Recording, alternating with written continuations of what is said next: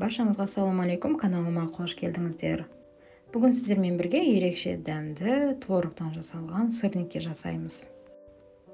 Ол үшін бізге 300 грамм творог, 30 грамм қант, 5 грамм қопсытқыш, 1 грамм ванилин, 1 жұмыртқа және де 50 грамм ұн қажет. Ең алдымен творогымызды, қантымызды, жұмыртқамызды және ванилин мен қопсытқышымызды жақсылап араластырып аламыз.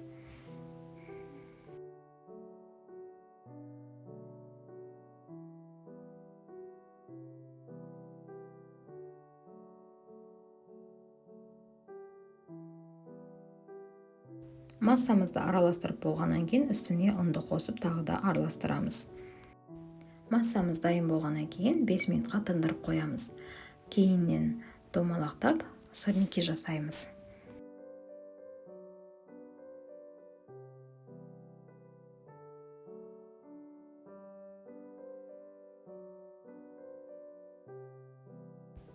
Міне осылайша бәрін домалақтап шығамыз. Менде бір порциядан 8 штук сырник шықты.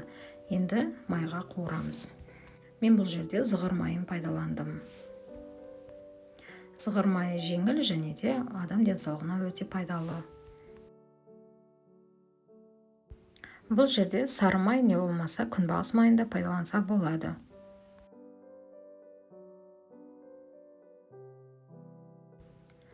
Сырниктің екі жағы қызарғанша табада ұстаймыз. Осылайша біздің сырнигіміз дайын. Егер де бүгінгі менің рецептім сіздерге пайдалы болса, міндетті түрде подписка жасап, лайк басуды ұмытпаңыздар.